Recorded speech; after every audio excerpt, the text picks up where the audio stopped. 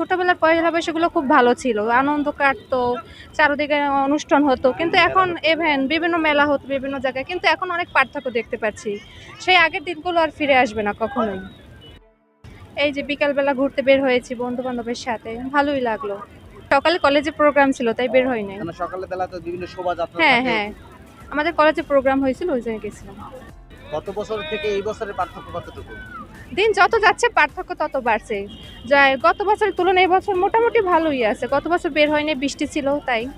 এই যে বাংলা সংস্কৃতির পহেলা বৈশাখ এটা ধরে রাখার জন্য ঐতিহ্যটা কি হ্যাঁ। করা উচিত বলে মনে করেন সরকারের? সরকারের কাছে ধরে রাখার একটাই কথা, তারা বিভিন্ন জায়গায় এটা প্রোগ্রাম প্রচারণা করুক, অনুষ্ঠানে মেলা দিক, তারপর বিভিন্ন নাচ, গান, সাংস্কৃতিক অনুষ্ঠান বাঙালির এগুলো ধরে তুলুক।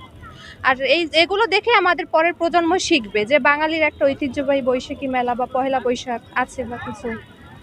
আসলে ছোটবেলার পহেলা বৈশাখটা হতো কি আমরা সবাই মিলে শাড়ি পরে বের হতাম, তারপরে এখন দেখা যায় ওই রকমের এখন আর ওই ইমেজটা নাই সবার মধ্যে, ওইটা দেখা যায় না। তো তারপরে দেখা যায় আগে মেলা হইতো এইখানে বরিশালে, দেখা যায় আপনার বেলস পার্কে মেলা হতো, তো ওই জিনিসগুলো এখন আর বরিশালে নাই। তো ওই জিনিসগুলো থেকে বঞ্চিত হচ্ছে, জাস্ট লাইক মানে আমরা নিজেদেরটা উদযাপন করতেছি, বাট ওইভাবে যে একটা ফেস্টিভ ভাইব ওইটা আমরা এখন আর আগের মতো পাচ্ছি না।